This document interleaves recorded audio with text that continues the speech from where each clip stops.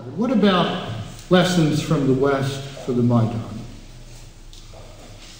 I think this has already been underscored very well, beginning with Father Kirill earlier today, and that is that the Church best serves the common good by forming the men and women who form the culture that makes democracy possible. Thus, the key relationship in this question of the church in the public square is not church-state, it's church-civil society. Now, it took the Catholic Church a long time to figure this out. I think it only really figured it out in the pontificate of John Paul II, in part because of his experience of 20th century totalitarianism. John Paul II was more skeptical about state power than any pope in centuries, perhaps ever. And what we have learned from that is that in the church-state relationship, the church asks only two things of any just state. The church asks, and if necessary, the church demands, the freedom to be itself in its worship, its evangelization, its catechesis, the formation of its ministers, its educational and charitable activities. This is the fight we have been fighting in the United States against the Obama administration for the past 3 years. The fight for the right to be ourselves. And the second thing the church asks of any just state is that the state remember that it, like all other human activities, is under judgment. Americans say in the Pledge of Allegiance to the flag, one nation under God. However confusedly and differently we understand what under God means, we all understand it means under judgment. That there is a higher authority, call it moral principle, call it God the Father of Abraham, Isaac, and Jacob, call it God the Father of our Lord Jesus Christ. We are under judgment.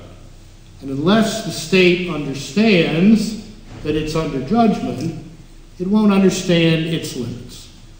And since it seems to be an empirical fact of the modern state that it seeks to expand constantly the sphere of its power, which necessarily involves the shrinking of the sphere of civil society, because there's only so much space to go around. Space is not infinite. The public square is not infinitely expandable. That notion of being under judgment is an essential guardian against this totalitarian temptation of which John Paul II spoke in that citation from Centesimus Annus that Father Andrey read us. And that's all the church asks of the state. Church asks of the state that it will be allowed to be itself, according to its own self-understanding. And it asks the state to remember that it is a human institution under judgment. That's it. Ideally, in my view, we don't ask money from the state. We ask simply those two things. That involves certain constitutional and legal arrangements, to be sure, but that's all we ask. That's all we ask. But the church's public life is much broader than the church-state relationship and involves all the ways and means by which the church helps shape civil society. Now, as I said a moment ago, it took this understanding, best expressed in Centesimus Annus, several hundred years to crystallize in the Catholic Church, although it involves understandings that go all the way back, I would say, to medieval Christendom and its richly textured understanding of multi-layered societies.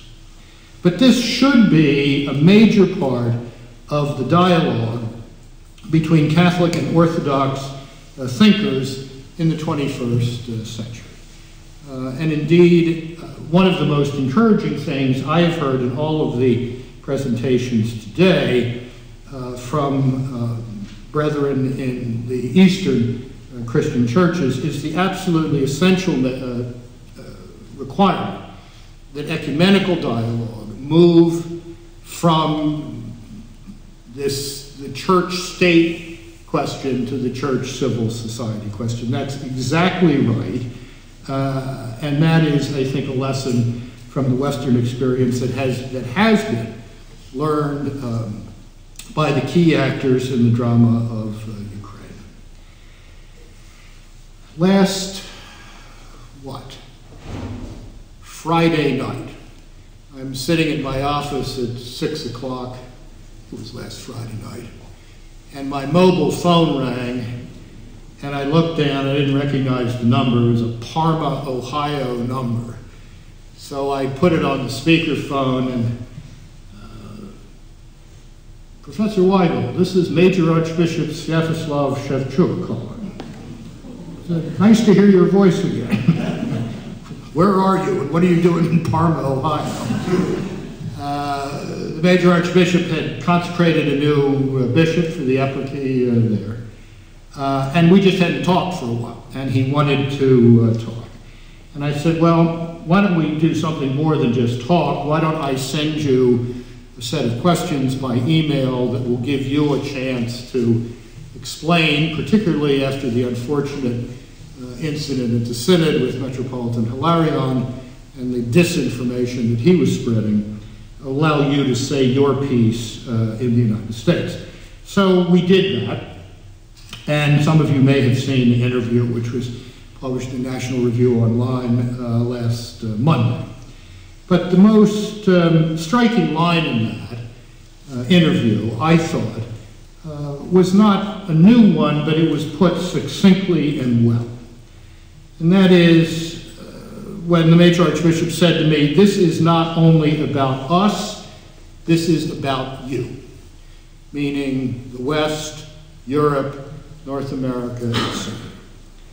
Now this is, in a sense, an extension of another great single sentence with a semicolon in the middle of it that was articulated by one of the demonstrators on the Maidan several months ago, who said, we came to the Maidan looking for Europe and we found Ukraine. Well, in finding Ukraine, the Maidan Revolution of Dignity should have reminded us of certain essential truths about our own civic life. And let me then re-echo at the end of my remarks what Father Andrey said.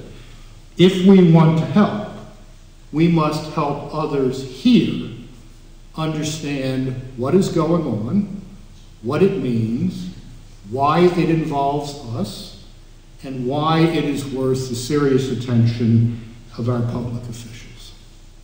That's the lesson that the Maidan finally offers us. This is not just about us, this is about you. This is not just about them, this is about us.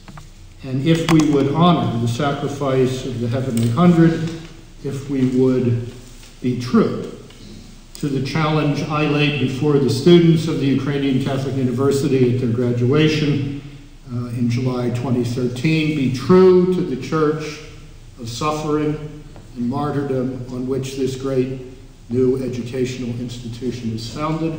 If we would be true to that, then we have to know that this is about us too. Thank you.